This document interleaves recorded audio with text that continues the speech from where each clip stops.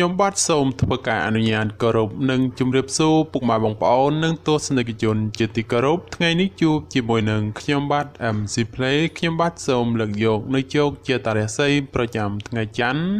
ថាតើនៅក្នុងថ្ងៃច័ន្ទនេះដួងរាសីរបស់ពុកម៉ែបងប្អូនប្រែប្រួលផ្លាស់ប្ដូរទៅជាយ៉ាងដូចម្ដេចនោះ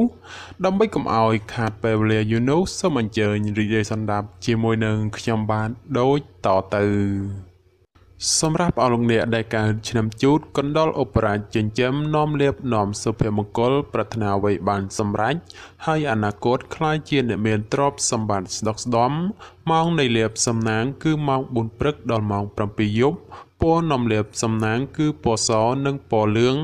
លេខនាំលៀបសំណាងគឺលេខ48និង59សូមខមមិនលេខ168យកលៀបសម្បត្តិទេវតាទ្រព្យមានបារមីស័ក្តិសិទ្ធិណាស់សេចេញភ្លាមទំនាយទេឆាត់បំផុតនិងមានសំណាងល្អនិងប្រទានសម្បត្តិមហាសិទ្ធិមានលៀបមានជ័យមានលុយចូលហោហៀសម្រាប់ឆ្នាំជូតនៅថ្ងៃនេះផ្ដល់ផលល្អសម្រាប់ការសម្រេចចិត្តការងារឬបណ្ដាក់ទុនរកស៊ីក្នុងរឿងអ្វីមួយពីព្រោះថាផលជាផ្លែផ្កាឆ្លើយតបមកវិញគ្រាន់ជាទីកប់ចិត្តជានិច្ចបើជាអ្នកប្រកបមុខរបររកស៊ីជួញដូរការលក់ចេញទិញចូលគ្រាន់រស់រវើកគួសមហើយបើចង់ចរចារឿងទំនិញអ្វីមួយផងតែងតែអាចសម្រេចជាប់ចង់ជាប់ដើមដោយក៏បំណងរីឯបញ្ហាគូគ្រងប្តីប្រពន្ធឬគូស្នេហ៍កំឡោះក្រមុំមានការរីកលូតលាស់ទៅមុខហើយបើមានការចង់ផ្សំផ្គុំគ្រួសារផងជាឱកាសល្អប្រពៃបំផុតសម្រាប់អស់លោកអ្នកដែលកើតឆ្នាំឆ្លូវកូននាំលៀបនាំជ័យនាំសុភមង្គលប្រាថ្នាអ្វីបានសម្រេចហើយអនាគតក្លាយជាអ្នកមានទ្រព្យសម្បត្តិស្ដុកស្ដម្ភម៉ោងនាំលៀបសំណាងគឺម៉ោង5ព្រឹកដល់ម៉ោង6ល្ងាចពណ៌នាំលៀបសំណាងគឺពណ៌សនិងពណ៌ក្រហមលេខនាំលៀបសំណាងគឺលេខ11និងលេខ61សូមខមមិនលេខ168យកលៀបសម្បត្តិទេវតាទ្រព្យមានបារមីស័ក្តិសិទ្ធិណាស់សេចេញភ្លាមទំនាយទេឆាត់បំផុតនិងមានសំណាងល្អនិងប្រទានសម្បត្តិមហាសិទ្ធិមានលៀបមានជ័យមានលុយចូលហោហៀចំពោះឆ្នាំឆ្លូវនៅថ្ងៃនេះលោកអ្នកធ្វើអ្វីក៏ដោយតែងតែភ្លឺថ្លានិងជួបតែសេចក្តីសោមនស្សច្រើនលោកអ្នកអាចសម្រុកការងារបានហើយពីព្រោះថាផលជាផ្លែផ្កាតែងហោចមកវិញគួរជាទីកក់ក្ដៅចំណែកបើជាអ្នកប្រកបមុខរបររកស៊ីជួញដូរអាចតេទៀងអតិថិជនចាស់ឬក៏អតិថិជនថ្មីឲ្យចូលមកបានគួរជាទីកប់ចិត្តជាពិសេសបើចង់ផ្លាស់ប្ដូរមុខរបរថ្មីតែងតែអាចសមដោយប្រកបជានិច្ចសម្រាប់ការធ្វើដំណើរទីជិតឆ្ងាយជួបភាពសុខដុមទាំងពេលទៅនិងពេលត្រឡប់មកវិញរីឯសេចក្តីស្នេហាកំឡោះក្រមុំមានភាពផ្អែមល្ហែមនិងមានការចម្រើនលូតលាស់ទៅមុខជានិច្ចសម្រាប់អស់លោកអ្នកដែលកើតឆ្នាំខាលខ្លាសិទ្ធិចិញ្ចឹមមានប្រាជ្ញាឆ្លាតវៃមានគំនិតភ្លឺថ្លាហើយអនាគតក្លាយជាអ្នកមានអំណាចនិងទ្រព្យសម្បត្តិស្ដុកស្ដម្ភម៉ោងនាំលៀបសំណាងគឺម៉ោង5ព្រឹកដល់ម៉ោង7យប់ពណ៌នាំលៀបសំណាងគឺពណ៌សនិងពណ៌ផ្កាឈូកលេខនាំលៀបសំណាងគឺលេខ21និងលេខ82សូមខមមិនលេខ168យកលៀបសម្បត្តិទេវតាទ្រព្យមានបារមីស័ក្តិសិទ្ធិណាស់សេចេញភ្លាមទំនាយទេឆាត់បំផុតនិងមានសំណាងល្អនិងប្រទានសម្បត្តិមហាសិទ្ធិមានលៀបមានជ័យមានលុយចូលហោហៀចំពោះឆ្នាំខាលនៅថ្ងៃនេះដួងរាសីឡើងខ្ពស់ដូចនេះលោកអ្នកអាចសម្រុកការងារពេញទីបានហើយពីព្រោះថាផលល្អកំពុងរងចាំសម្រាប់ការងារសពគ្រប់បែបយ៉ាងបើទោះបីជួបភាពលំបាកលំបិននឹងត្រូវការពេលវេលាក្តីតែក៏អាចមានលទ្ធផលល្អជានិច្ចចំណែកអ្នកប្រកបមុខរបររកស៊ីជួញដូរបើលោកអ្នកចង់បើកមុខរបរថ្មីឬផ្លាស់ប្ដូរទីកន្លែងជួញដូរតែងតែផ្ដល់ផលល្អមកវិញជានិច្ចរីឯសម្ព័ន្ធស្នេហាកំឡោះក្រមុំបើមានណាត់ជួបគូស្នេហ៍ឬចង់សាសងអ្វីតែងតែមានភាពផ្អែមល្ហែមនិងស្រស់ស្រាយប្រពៃបំផុតសម្រាប់អស់លោកអ្នកដែលកើតឆ្នាំថោះទុនសាយមាសមានបារមីដាច់ជះមានអំណាចមានមនុស្សជួយជ្រោមជ្រែងការងារតូចធំដើម្បីឲ្យអនាគតក្លាយជាអ្នកមានទ្រព្យសម្បត្តិមហាសាលម៉ោងនាំលៀបសំណាងគឺម៉ោង6ព្រឹកដល់ម៉ោង9យប់ពណ៌នាំលៀបសំណាងគឺពណ៌ទឹកក្រូចនិងពណ៌ផ្កាឈូក លេខនាំលាភសំណាងគឺលេខ77និងលេខ84សូមខមមិនលេខ168យកលាភសម្បត្តិមហាសទ្ធិមានបារមីស័ក្តិសិទ្ធិណាស់សេចេញភ្លាមទំនាយទីឆុតបំផុតនិងមានសំណាងល្អនិងប្រទានសម្បត្តិមហាសទ្ធិមានលាភមានជ័យមានលុយចូលហោហៀចំពោះឆ្នាំធោះរាល់ការងាររកស៊ីទទួលទានគ្រប់ច្រឡហកគឺសុខសប្បាយទទួលបានលាភជ័យនិងប្រាក់កាសគ្រប់ទិសទីចំណែកការធ្វើដំណើរទៅណាមកណាមិនមានបញ្ហានោះទេអ្នកប្រកបមុខរបររកស៊ីជួញដូរលោកអ្នកកំសោះអង្អើយត្រូវតែរវារវាងដៃជើងព្រោះមិនដូច្នោះទ្រព្យដែលបំរុងនឹងធ្លាក់ចូលដល់ដៃអ្នកនឹងត្រូវរបូតហួសធ្លាក់ទៅលើដៃអ្នកដទៃវិញជាពុំខានរីឯស្នេហាកំឡោះក្រមុំបើពុំទាន់មានគូគប់ពេលនេះគឺជាវេលាល្អបំផុតក្នុងការស្វែងរកមិត្ត100ឆ្នាំក្នុងជីវិតសម្រាប់អស់លោកអ្នកដែលកើតឆ្នាំរោងពោះអ្នកក្រេតមន្ត្រីចិញ្ចឹមធ្វើកិច្ចការងារអ្វីមួយតែងតែមានគំនិតជ្រះថ្លាប្រាថ្នាអ្វីបានសម្រេចធ្វើការងារតូចធំតែងតែមានអ្នកគ្រប់គ្រងនិងទំនុកបំរុងសពគ្រប់បែបយ៉ាងម៉ោងនាំលាភសំណាងគឺម៉ោង7ព្រឹកដល់ម៉ោង9យប់ពណ៌នាំលាភសំណាងគឺពណ៌បៃតងនិងពណ៌ក្រហមលេខនាំលាភសំណាងគឺលេខ77និង99សូមខមមិនលេខ999យកលាភសម្បត្តិអុកញ៉ាមានបារមីស័ក្តិសិទ្ធិណាស់សេចេញភ្លាមទំនាយទេឆុតបំផុតនិងមានសំណាងល្អនិងប្រទានសម្បត្តិមហាសេដ្ឋីមានលាភមានជ័យមានលុយចូលហោហៀចំពោះឆ្នាំរោងនៅថ្ងៃនេះលោកអ្នកអាចទទួលដំណឹងល្អឬមានអ្វីមួយចូលមកឲ្យសប្បាយចិត្តចំពោះអ្នកប្រកបមុខរបររកស៊ីជួញដូរលាភដែលធ្លាប់តែបាល់ហួសឬក៏ហោះរំលងពេលនេះអាចឆោងចាប់បានខ្លះវិញហើយសម្រាប់ការធ្វើដំណើរទីជិតឆ្ងាយជួបភាពសុខដុមទាំងពេលទៅនិងពេលត្រឡប់មកវិញរីឯសេចក្តីស្នេហាកំឡោះក្រមុំឬមេម៉ាយពោះម៉ាយក្តីបើលោកអ្នកចង់ផ្សំគុំគ្រួសារឬរៀបអាពាហ៍ពិពាហ៍តែងតែសម្រេចជោគជ័យដោយក៏បំណងសម្រាប់អស់លោកអ្នកដែលកើតឆ្នាំម្សាញ់ពោះទេវតាចិញ្ចឹមមានលាភមានជ័យមានមនុស្សជាច្រើននាំគ្នាស្រឡាញ់រាប់អានសាទរម៉ោងនាំលាភសំណាងគឺម៉ោង7ព្រឹកដល់ម៉ោង7យប់ពណ៌នាំលាភសំណាងគឺពណ៌បៃតងនិងពណ៌ក្រហមលេខនាំលាភសំណាងគឺលេខ69និងលេខ99សូមខមមិនលេខ168យកលាភសម្បត្តិអភិជនលុយរយលានមានបារមីស័ក្តិសិទ្ធិណាស់សេចេញភ្លាមទំនាយទីឆុតបំផុតនិងមានលាភមានសំណាងល្អនិងប្រទានសម្បត្តិមហាសេដ្ឋីមានលាភមានជ័យមានលុយចូលហោហៀសម្រាប់ឆ្នាំម្សាញ់រាល់ការងាររកស៊ីទទួលទានថ្ងៃនេះទទួលបានលាភផលយ៉ាងក្រាស់ក្រៃលែងសម្រាប់ការរកស៊ីជួញដូរវិញមានការលក់ចេញទិញចូលក្រនកបប្រសើរហើយជាពិសេសនោះបើមានការបើកមុខរបរថ្មីផងគឺពិតជាល្អប្រពៃបំផុតសម្រាប់ការធ្វើដំណើរទីជិតឆ្ងាយគឺជួបតែសេចក្តីសុខខ្សែមខ្សាន្តដោយសងមួយដងរីឯបញ្ហាគូស្នេហ៍កំឡោះក្រមុំមានការរីកលូតលាស់ទៅមុខនិងមានការចង់ផ្សំផ្គុំគ្រួសារផងជាឱកាសល្អប្រពៃបំផុត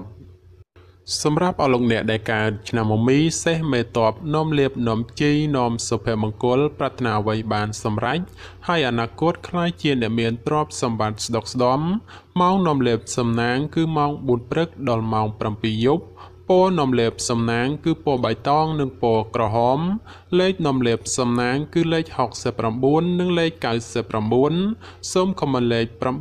999យកលាភសម្បត្តិទេវតាទ្រព្យមានបារមីស័ក្តិសិទ្ធិណាស់សេចេញភ្លាមទំនាយទេឆុតបំផុតនិងមានសំណាងល្អនិងប្រទានសម្បត្តិមហាសេដ្ឋីមានលាភមានជ័យមានលុយចូលហោហៀចំពោះឆ្នាំមមីនៅថ្ងៃនេះបើទោះបីធ្វើអ្វីក៏ដោយតែងតែមានការជឿនលឿនទៅមុខម្លោះហើយរាល់កិច្ចការងារបើសម្រុកធ្វើតែងតែជោគជ័យត្រឡប់មកវិញសម្រាប់អ្នកប្រកបមុខរបររកស៊ីជួញដូរវិញឃើញថាទាំងការជួញទីជិតឆ្ងាយមានភាពលំនឹងល្អពោលគឺមិនមានអ្វីប្រែប្រួលដូចជាទីគាត់សម្គាល់ទេគឺដោយសមមួយដងសម្រាប់ការធ្វើដំណើរទីជិតឆ្ងាយមានភាពប្រទាំងប្រទើសនិងបញ្ហារត់ចូលច្រើនក៏បីមានការប្រុងប្រយ័ត្នប្រយែងរីឯសេចក្តីស្នេហាប្រុសស្រីព្រោះតែពេលនេះមានរឿងរ៉ាវចូលមកកកផ្លូវចិត្តធ្វើឲ្យកើតមានការប្រទាំងប្រទើគ្នាច្រើន សម្រាប់អលងអ្នកដែលកើតឆ្នាំមមេពពែមាសមានបារមីដែលជាឈ្នះអមេសត្រូវប្រាថ្នាអ្វីបានសម្រេចនឹងអនាគតក្លាយជាមហាសិទ្ធិគេហបតីឬក៏គេហបតីជាន់ខ្ពស់សម្រាប់ម៉ោងនំលាបសំណាងគឺម៉ោង5ព្រឹកដល់ម៉ោង7យប់ពណ៌នំលាបសំណាងគឺពណ៌ខ្មៅនិងពណ៌ស្វាយលេខនំលាបសំណាងគឺលេខ19និងលេខ29សូមខមមិនលេខ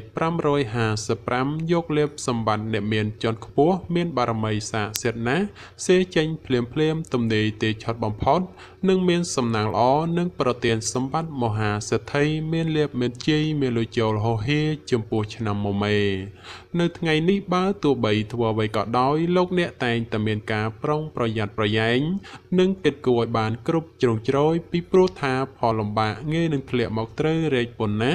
សម្រាប់អ្នកប្រកបមុខរបររកស៊ីជួញដូរការជួញទីជិតឆ្ងាយក្នុងថ្ងៃនេះមានភាពប្រទែងប្រទែងច្រើននិងជាពិសេសឲ្យប្រយ័ត្នមានការចំនួនវិវាទកើតឡើងសម្រាប់ការធ្វើដំណើរទីជិតឆ្ងាយពុំសូវមានសុវត្ថិភាពទេជាពិសេសប្រយ័ត្នប្រយែងក្រុមមនុស្សយាយីឈ្នានីសដោយប្រការណាមួយរីឯបញ្ហាសេចក្តីស្នេហាកំឡោះក្រមុំ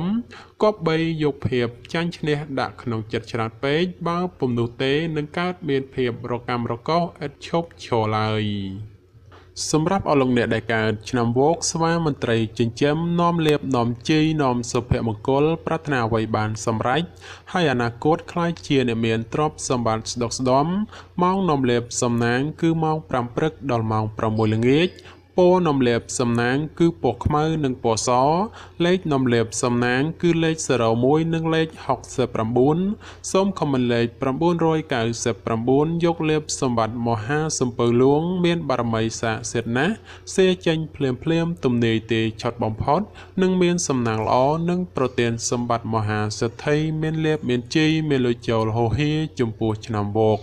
នៅថ្ងៃនេះដំណើរជីវិតរបស់អស់លោកអ្នកភ្លឺថ្លាហើយធ្វើអ្វីក៏តែងតែមានភាពសុខដុមនិងពុំមានក្រុមមនុស្សតាមយាយីច្រើននោះដែរសម្រាប់លោកអ្នកដែលប្រកបមុខរបររកស៊ីជួញដូរក្នុងថ្ងៃនេះមានការរីកលូតលាស់គួរសមហើយបើចង់ពង្រីកមុខរបរថ្មីឬមានការបណ្ដាក់ទុនរកស៊ីក្នុងរឿងអ្វីមួយផងតែងតែផ្ដល់ផលល្អមកខ្លួនវិញយ៉ាងកប់ប្រសើររីឯសម្ព័ន្ធស្នេហាកំឡោះក្រមុំឬមេម៉ាយពោះម៉ាយក្តីជួបភាពរកាំរកោស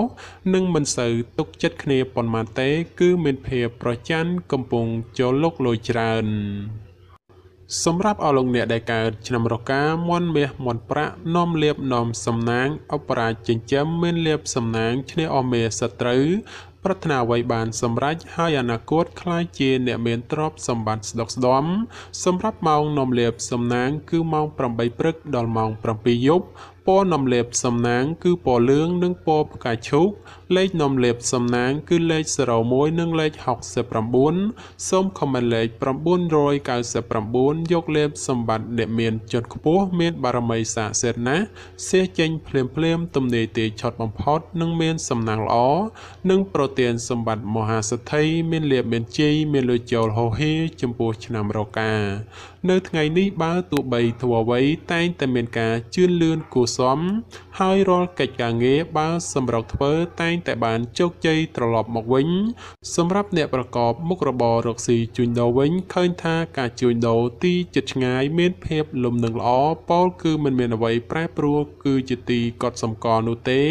សម្រាប់ការធ្វើដំណើរទីជិតឆ្ងាយមានភាពប្រទើងប្រទើសនិងបញ្ហារត់ចោលច្រើនក៏បីមានការប្រុងប្រយ័ត្នប្រយែង